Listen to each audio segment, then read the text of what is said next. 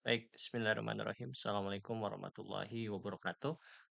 Baik, teman-teman sekalian, jadi kita akan melanjutkan pembahasan kita mengenai aplikasi turunan fungsi trigonometri. Nah, di sini saya sudah kemarin kita sudah banyak membahas mengenai ini ya, aplikasi dari turunan fungsi trigonometri, utamanya di subbab penerapan masalah maksimum dan minimum. Nah, sekarang yang kita ingin coba selesaikan, bukan selesaikan ya, kita bahas adalah selang kemonotonan dan kecekungan kurva dari sebuah fungsi, gitu ya. Nah, eee, apa yang dimaksud dengan kemonotonan? Ya, saya akan mulai daripada apa itu kemonotonan dan apa itu kecekungan, ya. Nah, kecekungan nanti Anda akan tahu setelah membahas apa itu kemonotonan, gitu, ya. Jadi, kita menganalisis suatu fungsi grafik gitu ya, kita bisa mengatakan bahwa suatu grafik itu dia monoton monoton naik atau monoton turun, itu dianalisis daripada pergerakan daripada grafik tersebut ya. Jadi kemonotonan itu, eee, kalau Anda cari di Google, apa sih yang disebut sebagai kemonotonan ya, eee, sebetulnya balik lagi pembagiannya itu kemonotonan itu adalah, suatu apa ya, bisa dibilang kemonotonan itu adalah kecenderungan suatu kurva untuk bergerak dalam suatu pola, dalam suatu, gerakan gitu ya, dalam suatu gerakan yang, terstruktur gitu ya. Jadi kalau secara pembagiannya monoton itu dibagi menjadi 2, ada monoton naik dan monoton turun. Dan kenapa dinamakan demikian itu sangatlah intuitif gitu ya. Alasan kenapa dinamakan demikian itu sebetulnya sangat amat mudah dimengerti, ya. Kalau Anda lihat, eee, PPT saya nih ya, kalau Anda lihat sini, ya, Anda lihat sini. Nah, apa yang dikatakan sebagai fungsi naik, apa yang dikatakan sebagai fungsi turun, ya. Sebetulnya monoton naik dan monoton turun itu bisa juga dipersingkat dengan kita bilangnya sebagai fungsi naik dan dikatakan bisa juga sebagai fungsi turun, gitu ya.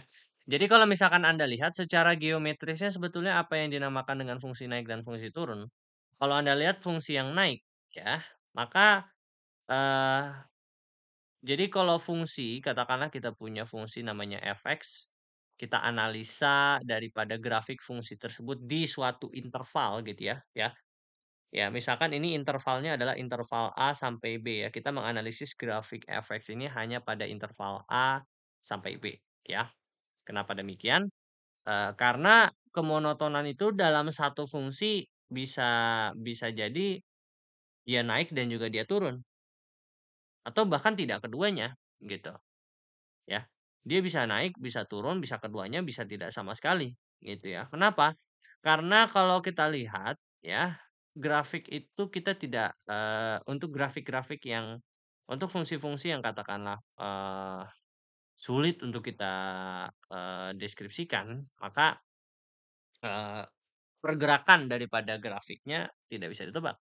Kalau misalkan fungsi linier, tentu kita bisa tebak dong bagaimana pergerakannya, bagaimana perilakunya. Karena kan grafik lurus ya, grafik linier nilainya tidak akan berubah, gradiennya ya kalau kita berbicara di kalkulus gradiennya itu konstan. Maka perubahan daripada, perubahan daripada gradien grafik tersebut, fungsi tersebut tidak akan, tidak ada bahkan ya, konstan gitu, oke. Nah, maka kalau kita lihat fungsi naik itu dikatakan naik, kalau kita balik lagi fungsi itu dikatakan naik jika kita menganalisa suatu intervalnya, kemudian katakanlah kita namakan ini titik x1 gitu kan ya, ini disebut sebagai titik x1, kemudian kita sebut ini sebagai x2 gitu kan ya. Kemudian ya berarti kan nilai fx1 ada di sini, kemudian fx2 ada di sini, gitu kan ya. Nah, kita dapat lihat nilai fx1 pasti lebih besar daripada fx2. gitu ya. Sorry, nilai fx1 lebih kecil daripada fx2 gitu kan ya. Berarti kita dapat lihat dong karena dia, eee semakin ke kanan ya, ini kan ini X-nya, ini sumbu X, ini sumbu Y-nya. Semakin sumbu X-nya bergerak ke kanan, maka nilai fx-nya semakin besar ya, kalau kita lihat dari grafiknya.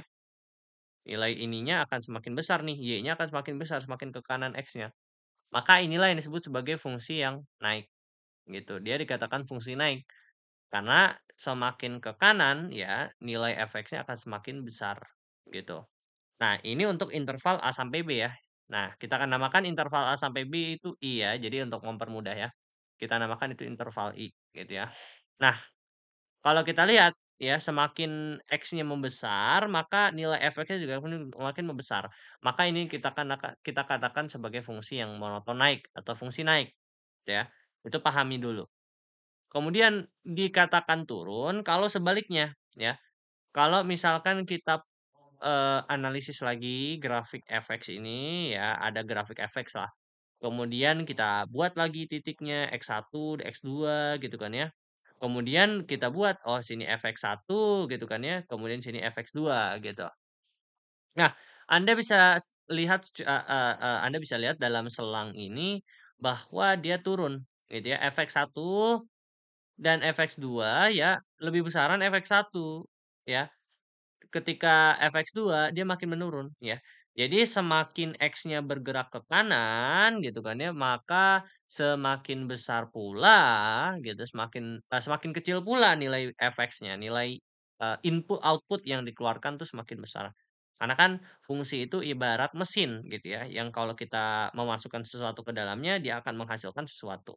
Nah, ketika kita masukkan inputnya lebih besar, X2 itu kan lebih besar daripada X1 ya, tentu ya. Nah, kalau kita inputnya besar, kita masukkan input yang besar, maka dia malah mengeluarkan output yang lebih kecil.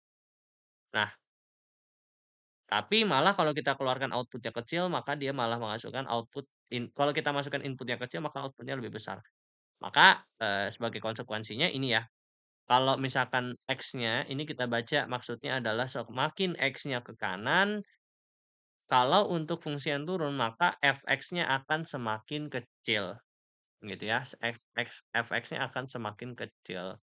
Jadi secara geometris ini sangat make sense why we call it as a monoton naik and monoton turun gitu. It makes sense because based on the intuition and the geometrical aspects of the function itself, we can define why it was turun dan naik gitu loh.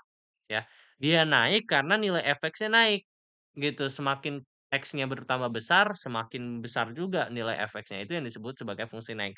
Fungsi turun sebaliknya, gitu. Oke.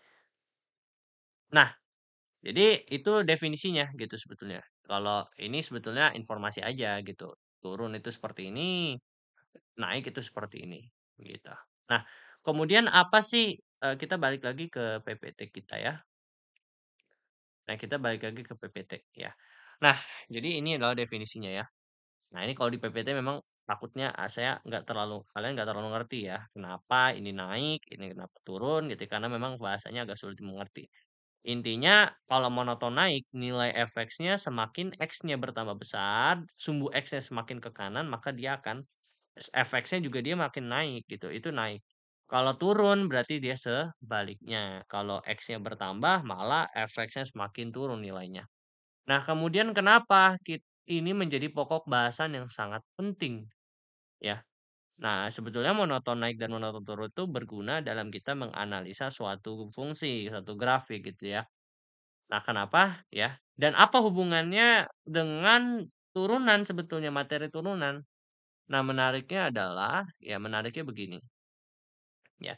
Jadi kan di subbab sebelumnya ya, kita kan tahu ya bahwa, turunan pertama daripada suatu fungsi ya, itu memberikan informasi mengenai kemiringannya, the gradient daripada si fungsi tersebut pada satu titik gitu ya. Jadi ini ya, telah dibahas bahwa kurva fungsi f(x) dengan turunan pertama f(x) dan x memberi gambaran gitu tentang kemiringan dari gradien garis singgung kurva fungsi f(x) di titik x. Jadi kita dengan menurunkan suatu fungsi, dengan turunan pertamanya kita bisa melihat kemiringan daripada apa namanya, menganalisa kemiringan daripada, kurva tersebut, gitu. Nah, ternyata kemiringan itu sendiri, gradien, itu ternyata bisa kita tentukan untuk menilai, oh apakah si grafik tersebut dia sedang naik atau sedang turun, gitu. Nah, Anda bisa lihat di sini ya, kalau kita perhatikan interval ini ya, Anda perhatikan interval ini gitu kan ya, interval ini dari sini ke sini, misalkan ini titik A, kemudian ini titik B. Nah, Anda bisa lihat dari, interval A sampai B dia sedang apa, dia sedang naik gitu kan ya. Dia sedang naik gitu. Nah, kemudian di A dia, ini namanya titik balik ya, titik balik. Titik balik kenapa? Karena dia dari yang sebelumnya naik menjadi turun gitu. Kalau kita lihat di titik ini ya, kalau kita lihat di gambar yang ini sama aja kayak si titik C ya. Kenapa si titik C ini kalau kita analisa dari sini ke sini dia sedang turun. Sedangkan dari sini ke sini dia sedang naik gitu kan ya. Maka si titik C ini sebagai apa ya, titik perpotongan lah kalau saya bisa bilang. Sebenarnya lebih bagusnya kita bilangnya lebih official tuh kalau kita bilangnya sebagai titik balik. Nah, si C ini disebut sebagai titik balik karena dia menjadi titik kritis ya. Kritis dikatakan kritis karena dia menjadi, jembatan antara, interval yang turun, grafik yang intervalnya turun dengan grafik yang intervalnya naik, gitu. Nah, jadi kalau Anda bisa lihat di A sama B, di titik interval A sama B dia sedang naik. Nah, kalau kita nilai gradiennya, ya gradien itu kan Anda inget ya, kalau dia miringnya ke kiri gitu, berarti ini dia negatif gitu, gradiennya negatif. Kalau dia seperti kalau dia seperti ini dia berarti gradiennya 0. Kemudian kalau dia kayak gini, ini dia positif gitu. Ini gradien kalau misalkan kita gambar garisnya gitu ya. Ini kalau gradien negatif, ini 0, ini positif. Kalau 0 dia, stasioner ya, lurus gitu. Persamaan garis singgungnya, kalau kita buat garis singgungnya dia lurus ya. Anda kan ingat ya di materi sebelumnya, jadi kalau kita gambar gitu suatu grafik gitu, misalkan seperti ini, set gitu kan ya, kalau misalkan ada gambar garis singgungnya kan seperti ini ya. Kalau dia seperti ini kan dia positif. Kemudian kalau dia seperti ini dia negatif ya, karena dia ke kiri ya. Itu pelajaran SMP ya lah ya. Nah, maka kalau dia sedang naik, dia itu positif gitu, pasti positif ya. Lihat interval yang lain katakanlah yang ini ya, yang ini sampai interval yang ini, dari B ke C gitu ya. B ke C dia naik ya, dia sedang naik ya. Tentu ya kita bisa menilai bahwa semakin X-nya berjalan ke kanan, maka nilai fx-nya akan semakin besar. Ya, yang menarik adalah ternyata gradiennya juga selalu positif, dia juga positif gitu. Maka it's not a coincidence when the graphic is uh, mono I don't know what's monotone in English, but I'm sorry for my poor English. So, jadi kalau misalkan, di titik B sampai C yang terjadi adalah bahwa dia naik gitu kan ya. Nah, not coincidentally actually, but, ternyata kalau kita bisa lihat polanya sama juga ketika dia naik gradiennya juga positif gitu. Maka kita dapat mengambil kesimpulan ya, kita dapat mengambil kesimpulan bahwa, eee, suatu apa namanya, suatu fungsi dia dikatakan sebagai naik kalau dia itu gradiennya gradiennya itu positif, gitu kan ya. Karena kan kalau di sini kita gambarkan garis singgung misalkan di titik ini, maka kan kira-kira ya garis singgungnya kayak gini lah ya, maka dia positif, kemudian ini positif, gitu kan ya. Jadi selalu positif kalau yang untuk, interval yang grafiknya itu naik gitu ya. Kemudian sedangkan yang terjadi kalau untuk yang turun, itu yang terjadi sebaliknya, dia ke kini kayak gini ya, garis singgungnya kira-kira seperti ini. Dan kalau kayak gini kan ini berarti kan miring ke kiri, kalau miring ke kiri berarti ini negatif. Maka satu hal yang menarik gitu ya, bahwa kalau dia monoton naik ya, maka dia gradiennya positif. Kalau dia monoton turun, gradiennya negatif. Maka kita dapat ambil kesimpulan di sini bahwa kalau dia keadaannya naik ya, keadaan naik, maka f aksen X-nya bertanda positif. Kalau dia itu, sedang turun ya, keadaan turun ya, dalam keadaan turun, maka F aksennya bertanda negatif. F aksen X-nya itu maksudnya gradiennya ya, atau kemiringannya di sini. Maka dia bertanda negatif, gitu. Oke, jadi ini satu hal yang harus diperhatikan. Jadi berarti bisa juga saya bilang seperti ini, ya, karena kalau kita lihat dari yang grafik ini, yang naik itu pasti selalu gradiennya positif, maka syarat dia, eee syarat monoton naik, itu F aksen X-nya harus lebih dari nol. Kalau dia itu turun ya, ya karena tadi kita sudah lihat bahwa yang turun itu grafik yang turun itu, ya yang intervalnya dia turun, itu pasti dia kemiringannya negatif, maka syaratnya bisa kita bilang, syarat untuk dia itu dikatakan monoton turun, F aksennya X-nya kurang daripada nol ya, karena kan negatif gitu. Nah, sedangkan apa yang terjadi ketika dia sama dengan nol? Yang sama dengan nol itu gimana? Yang kayak gini, yang garis lurus garis lurus. Nah, ini yang titik A, yang titik B, yang titik C, gitu ya. Nah, itu dinamakan dengan titik stasioner atau dibilang di sini bertanda netral gitu. Tapi lebih tepat kalau kita bilangnya itu dia, stasioner gitu. Maksudnya stasioner itu apa atau netral di sini apa, dia bisa dibilang sebagai fungsi yang diam atau tidak naik dan juga tidak turun. Nah, bisa juga disebut sebagai fungsi stasioner gitu. Ini kata kunci yang sangat penting gitu ya. Ini adalah syarat dia stasioner, berarti syarat suatu titik di suatu fungsi itu stasioner. Syarat stasioner itu adalah F aksen X-nya ini sama dengan nol. Nah, kalau Anda lihat gitu ya, sebetulnya kalau Anda familiar kan F aksen X sama dengan nol ini adalah syarat daripada kebetulan ya, bukan kebetulan, memang adalah syarat suatu fungsi itu dikatakan maksimum gitu ya. Kalau tadi kita kemarin kita ingat pembahasan kita yang kemarin, syarat untuk suatu fungsi itu dia maksimum, itu kan turunan pertamanya harus sama dengan nol. Nah, kalau memang secara geometris kita analisa kenapa alasannya f aksen X-nya sama dengan nol kalau dia itu maksimum. Karena lihat di sini, titik A, titik B, titik C adalah nilai kalau dalam interval ini ya, interval yang kita analisa ini, dia adalah titik maksimum dan nilai minimumnya. A dan C ini yang bertindak sebagai maksimum dan B ini yang sebagai minimum. Itulah kenapa menarik kan secara geometri memang titik-titik stasioner inilah yang akan menjadi titik optimum ya, bisa maksimum bisa minimum ya. Dalam hal ini A dan C-nya itu maksimum dan B itu adalah minimum. Itulah kenapa secara geometris, alasan geometris kenapa kita gunakan f aksen X sama dengan nol sebagai syarat itu syarat suatu fungsi itu dia, maksimum atau minimum atau optimum lah ya, intinya seperti itu ya. Jadi ini harus diperhatikan ya. Oke, harus saya ulang lagi bahwa suatu fungsi dikatakan naik kalau f aksen X-nya lebih dari nol. Dikatakan turun kalau f aksen X-nya kurang daripada nol. Dan dia dikatakan stasioner, titik itu dia kalau misalkan f aksen X-nya sama dengan nol, gitu ya. Maka inilah kira-kira, definisinya, gitu. Ya, ini mungkin agak, nggak penting lah ya, gitu, ya.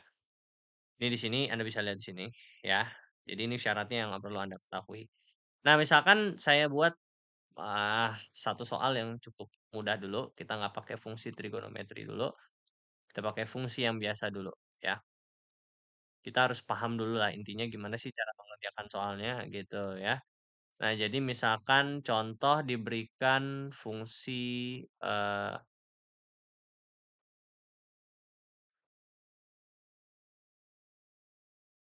ya misalkan seperti ini.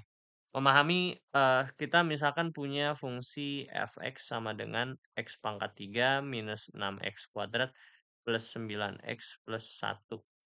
Nah, tentukan interval X agar fungsi f(x) selalu naik dan selalu turun, itu yang diminta, ya. Nah, kalau kita ingin menganalisa apakah dia itu naik dan turun, seperti yang tadi kita sudah bahas, kita harus cari dulu turunannya, turunan fungsinya, ya. Maka kalau kita lihat sini, f sin X-nya kita cari dulu. Jadi kita turunkan ini, dx X pangkat 3 minus 6x kuadrat plus 9x plus 1. Ya udah dari sini kita bisa tentukan f aksen X-nya ini sama dengan 3x kuadrat min 12x plus 9. Gitu ya. Nah, syarat dia selalu naik ya.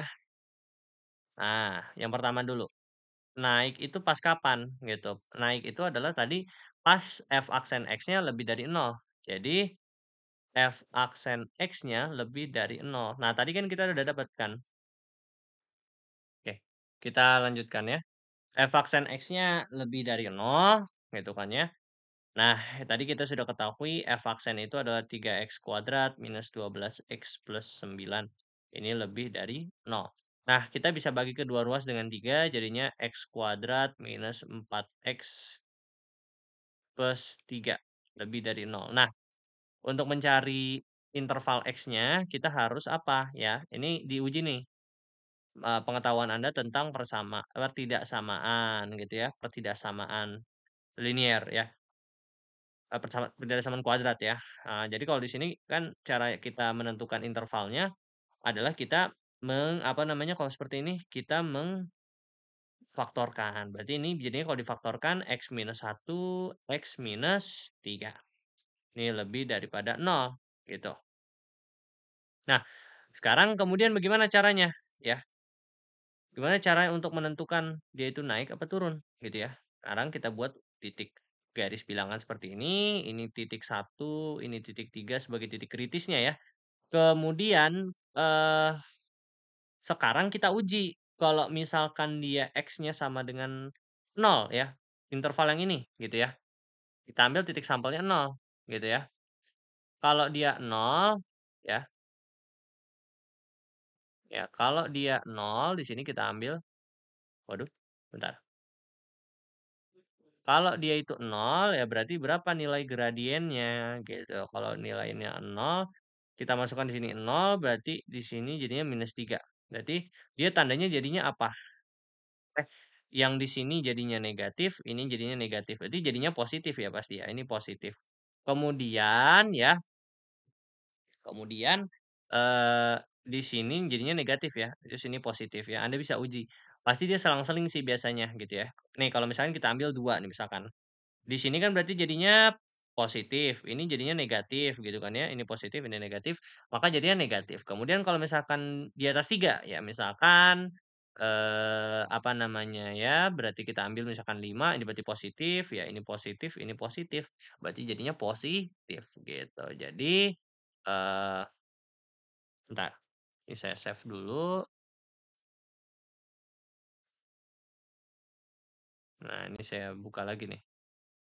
Nah, bentar ya, tunggu sebentar. Nah, sudah ada lagi ya. Nah,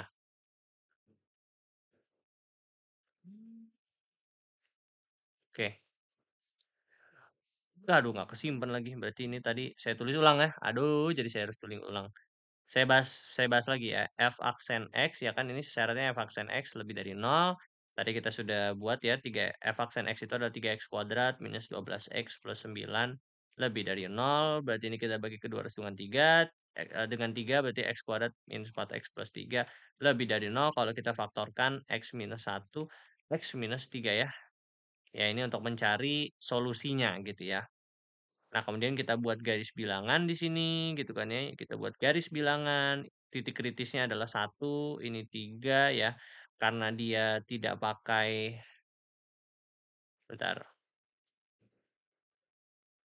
Nah, sini ini kita buat bolong. Ini bolong ya titiknya ya. Bolong menandakan berarti dia tidak tidak sama dengan ya. Karena ini kan tidak pakai tanda sama dengan. Berarti ini sebagai 1 dan ini 3. Anda uji interval yang kurang daripada 1, misalkan kita ambil titik sampelnya 0 ya. 0 kan di sini kan ya letaknya ya, berarti ini dia sini nanti kalau Anda masukkan nilai X sama dengan 0 ke dalam X min 1 kali X min 3 ini, berarti dia jadinya negatif. gitu. Jangan, bukan jangan, jangan. Berarti dia positif ya, kenapa kalau misalkan ambil nol berarti X min satu kalau kita masukkan jadinya minus satu. Kemudian X min 3 kalau kita masukkan nol minus 3 berarti minus kali minus positif gitu, berarti ini positif. Kemudian yang negatif, ini positif ya, polanya pasti selalu berulangan gitu ya, selalu berulang seperti itu. Nah, berarti kalau seperti ini, berarti ya apa yang bisa kita simpulkan? Yang bisa kita simpulkan bahwasanya berarti kalau positif kan berarti dia maaf, maksud dari positif negatif sini apa? Berarti kalau interval, kurang daripada nol, berarti dia gradiennya positif ya. Ini gradiennya positif di interval ini, kemudian di antara ini berarti dia negatif gitu, kemudian kalau di sini berarti dia positif kalau di atas 3. Berarti karena dicarinya, eee, dia karena dicarinya lebih daripada nol berarti kan yang positif gitu kan ya? Lebih daripada nol, X min satu X min 3 lebih daripada nol, berarti cari yang positif. Yang positif adalah pada saat interval X kurang daripada satu atau X kurang dari satu ya, atau X lebih dari 3. Ini interval di mana dia naik, selalu naik dan, dia selalu naik gitu. Kemudian kalau turun gimana? Kalau turun syaratnya kan apa? Syaratnya apa? F aksen X kurang daripada nol. Nah, karena F aksen X-nya kan sama aja, 3x kuadrat minus 12x plus 9 kurang dari nol. Sebenarnya step-stepnya sama aja kayak yang tadi, yang kita sudah lakukan. Nanti kita x kuadrat minus 4x plus 3 tapi kurang daripada nol ya, jadinya x min satu x minus 3 gitu, kurang daripada nol. Kita buat lagi garis bilangan. Ya udah, kita pakai aja garis bilangan yang sebelumnya, karena kan mirip-mirip, bukan mirip, malah sama gitu ya, karena kan fungsinya sama, gitu. Nah, kita cari yang dia itu nilainya kurang daripada nol, kita cari interval manakah yang mengandung gradiennya negatif. Yang gradiennya negatif adalah 1 sampai 3. Berarti jawabannya adalah satu, ini 3 gitu. Jadi ini jawabannya. Ini jawabannya, gitu. Gampang ya? Gampang, memang itu caranya, gitu. Jadi Anda buat garis bilangan, kemudian tentukan di interval mana gradiennya positif, mana gradien negatif. Kalau ada gradiennya positif berarti dia akan selalu naik. Kalau dia negatif berarti dia selalu turun, gitu. Dan solusinya sama yang match gitu, oke? Oke, baik, eee, kemudian ini juga sama gitu ya. Misalkan diketahui Gx-nya sama dengan X plus 1x kuadrat gitu, ini dia dalam keadaan naik atau turun gitu kan ya. Anda cari dulu turunannya, Anda buat turunannya seperti ini nanti gitu ya. Nah kemudian kita cari gitu kan ya, ya kalau kita mau coba kerjakan ya, ini kan G aksen X-nya ini sama dengan 1 plus X, 1 min X gitu. Kemudian ini 1 plus X kuadrat di kuadrat. Berarti kan ini syarat kalau naik ya, Fg aksen X-nya lebih dari nol. Berarti 1 plus X, 1 min X per 1 plus X kuadrat di kuadrat ini kurang daripada nol. Sorry kalau naik ya, lebih daripada nol ya kan? Berarti, titik kritisnya di mana aja? Ya titik kritisnya kan berarti minus satu dan ini satu gitu kan ya, karena kan, diulang-ulang lagi ya materi pertidaksamaannya ya. Nah sedangkan yang di bawah ini kan tidak boleh sama dengan nol, jadi 1 plus X kuadrat ini tidak boleh sama dengan nol gitu. Tidak boleh sama dengan nol, berarti X kuadrat tidak boleh sama dengan minus satu gitu kan ya. Tapi X kuadrat sama dengan min satu ini tidak mungkin, gitu. Dia pasti bilangan imajiner, berarti tidak perlu dipedulikan ya. Jadi yang bawah ini tidak ada syarat. Kenapa? Karena nilainya akan selalu positif, ya. Nilainya akan selalu positif untuk yang di bawah ini. Jadi tidak perlu perhatikan karena dia selalu definite positif ya kalau kita bisa lihat ya. Definite positif gitu. Jadi tidak ada X yang bisa memungkinkan si ketidaksamaan yang memungkinkan nilai yang di bawah ini menjadi undefined gitu. Jadi perhatikan aja yang atas gitu.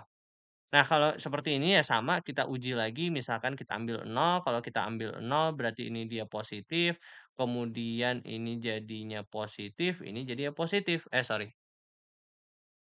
Kalau kita ambil misalkan nol berarti di sini ini positif ya. Berarti nol nol ini positif, ini positif, ini positif, berarti ini positif. Ini berarti negatif dan negatif. Yang ditanyakan keadaan naik dan keadaan turun. Yang dia keadaan naik berarti yang di sini. Sorry, yang di sini. Yang -1 sampai 1 ini dia naik. Kemudian di X kurang dari 1 gitu, dan X-nya lebih dari 1 dia turun, ini dia turun, dan di sini dia juga turun, gitu. Jadi seperti itu. Langkah-langkahnya juga sama kan ya? Langkah-langkahnya juga sama. Nah, Anda bisa mengerjakan soal tentang turunan pertama dan kemonotonan di LKS 5 ya, kalau saya lihat ya. Ya, jadi Anda bisa mengerjakan lah ya. Eee, apakah perlu saya bahas? Coba ya saya lihat ya soal-soalnya. Mungkin ada pertanyaan yang cukup menarik untuk kita bahas. Oke, Luna ya.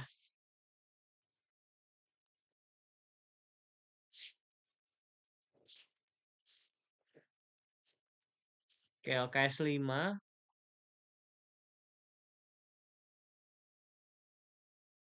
Oke, oke cukup menarik di sini. Nah, ada soal yang cukup menarik saya mungkin akan bahas. Eh, saya akan bahas coba di sini ya. Eh, set. Nah, saya bahas di sini adalah halaman berapa? Bentar. Alhamdulillah. Oke. Oke, kita bahas LKS 5 nomor nomor berapa ini? LKS 5 nomor 110. Aduh, bentar. Jangan deh. Jangan nomor 10 deh. Sebentar. Saya lagi nyari yang ada fungsi trigonometrinya. Bentar. Eh, mana ya? Oke. Oke, mungkin seperti ini ya. Saya ambilnya LKS 6.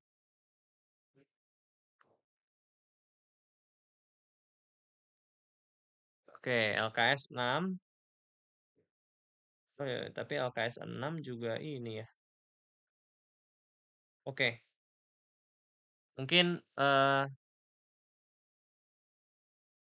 mungkin saya bahasnya ya udahlah yang fungsinya fungsi yang ini aja ya. Fungsi aljabar aja ya karena yang ini kalau misalkan yang ini tuh untuk fungsi tidak kalau kita menganalisis fungsi yang naik dan turun pada yang trigonometri nanti kalian harus membutuhkan pertidaksamaan trigonometri gitu. Dan kalau nggak salah tidak diajarkan ya di Kurtilas ya. Oke. Kan tidak diajarkan ya, harusnya diajarkan gitu ya. Tapi saya takutnya Anda lupa gitu ya. Jadi saya akan bahas yang gampang-gampang aja lah. Saya bahas fungsi aljabar LKS 5 nomor 10 halaman halaman 150. Cantik ya, Kak. Ya. Jadi soalnya eh diberikan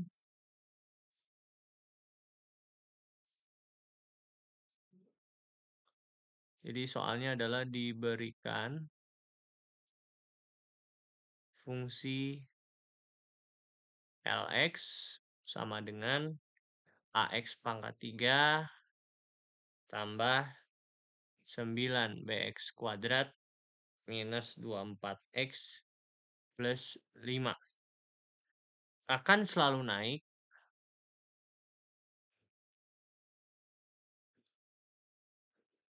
di oke. Sekarang kita sorry, kita lanjutkan. Dia akan selalu naik di X kurang dari min 4 ya. Atau X kurang daripada 1. Maka yang ditanya di soal adalah nilai A plus B ini sama dengan berapa? Gitu.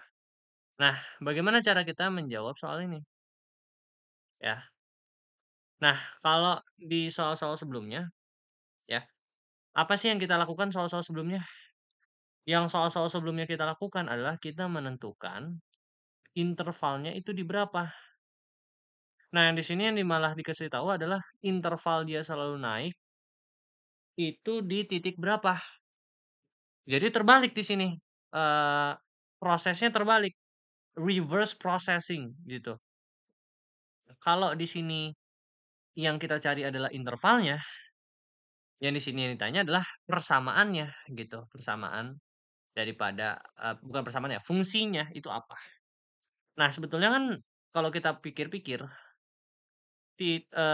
yang menjadi, eee, interval ya, yang menjadi kita membuat interval itu berdasarkan titik apa sih? Titik faktorisasinya ini ya, dari pemfaktoran ini ya, kemudian kita buat titiknya, ini titiknya 1 ini 3 gitu kan ya, kita buat.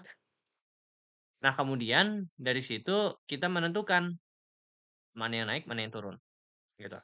Nah, sebetulnya titik 1 dan 3 ini kan kita bisa bilang sebagai titik kritis.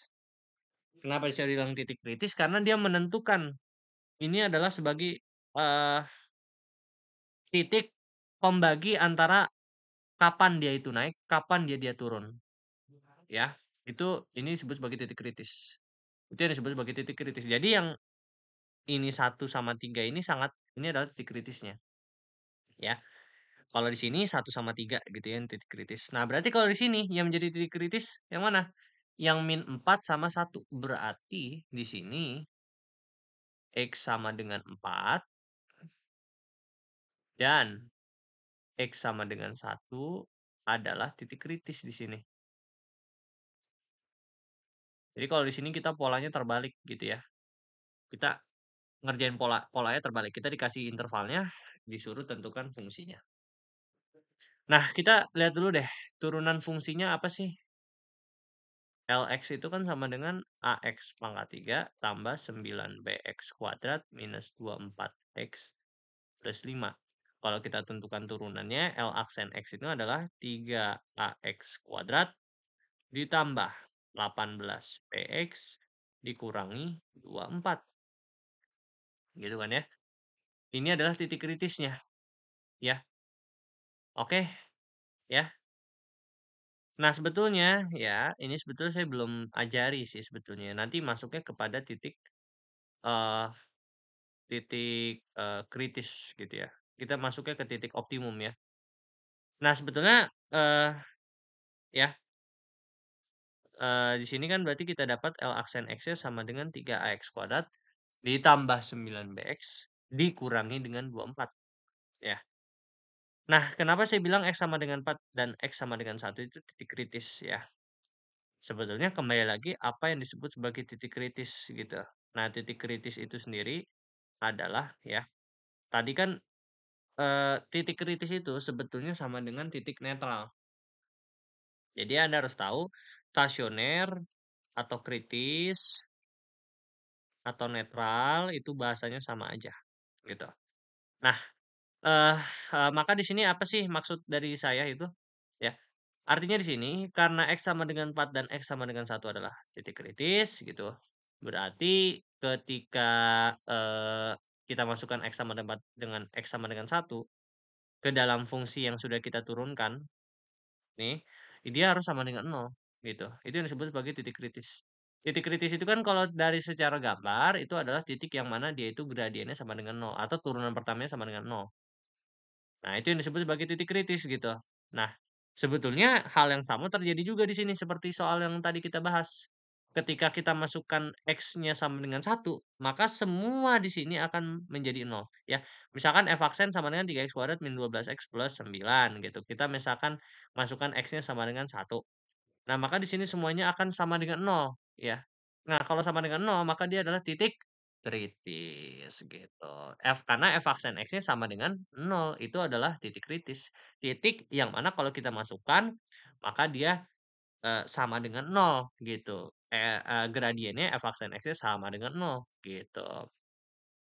Maka di sini karena kita sudah dapatkan titik kritisnya, ya, kita bisa substitusikan ke dalam, ya, untuk L aksen sama dengan 4 ya berarti ini jadinya 3A, ini 16 ya jadinya, tambah 18 B, X-nya adalah berapa?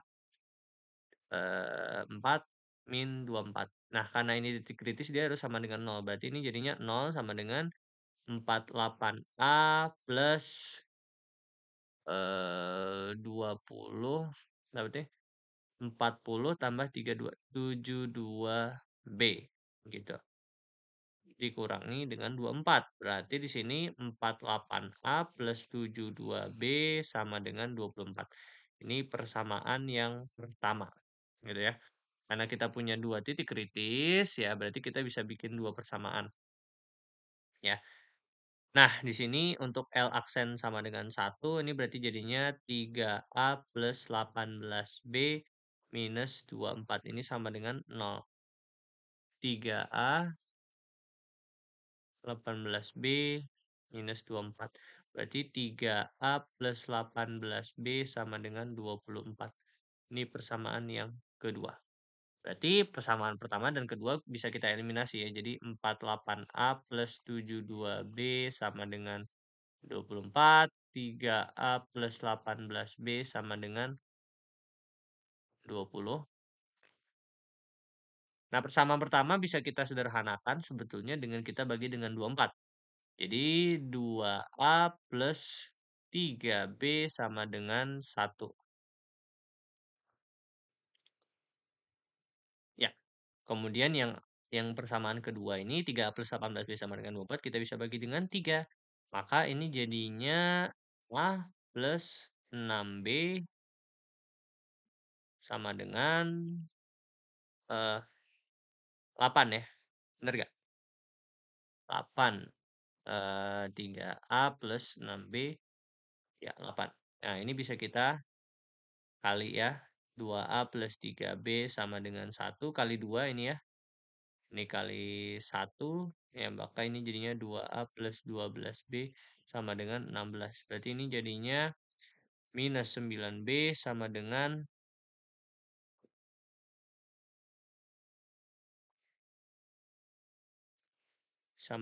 min 15 gitu kan ya. B sama dengan 5/3.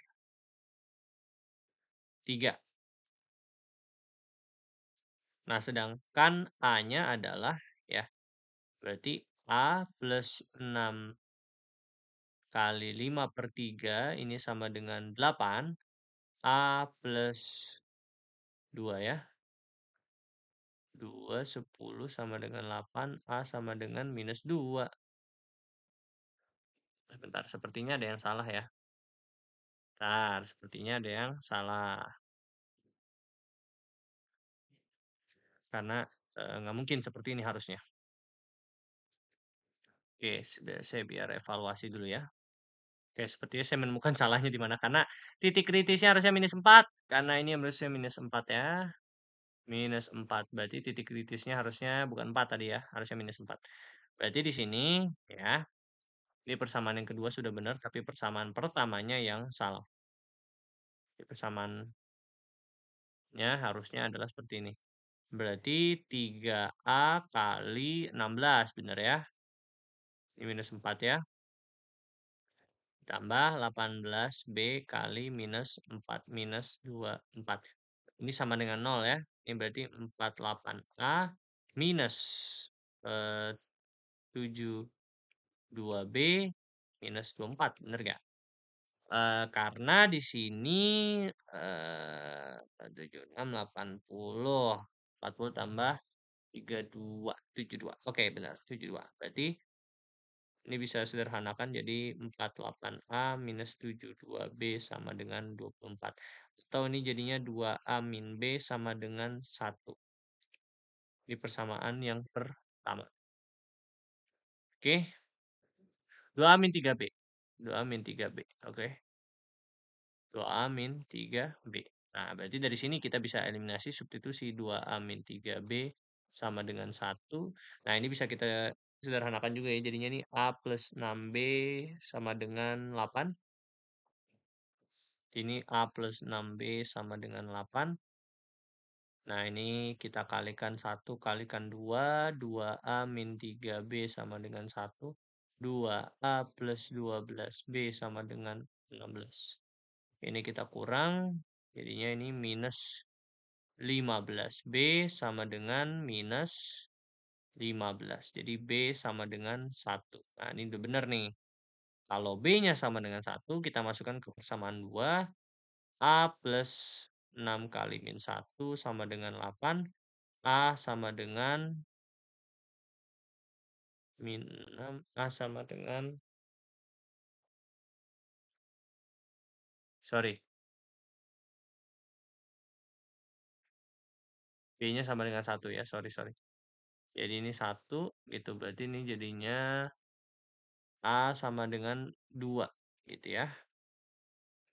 Berarti yang ditanyakan A plus B, gitu. A-nya 2, B-nya 1. Maka ini sama dengan 3. Ya, jadi jawabannya nanti kalau Anda kerjakan itu yang C, gitu, ya. Jadi seperti itu. Ini yang disebut sebagai konsep titik kritis, nanti akan kita pelajari di bab yang lebih lanjut, gitu ya, oke. Mungkin sekian segitu saja yang bisa saya sampaikan pada kesempatan kali ini. Mohon maaf bila ada kesalahan. Billahi taufik wal hidayah. Assalamualaikum warahmatullahi wabarakatuh.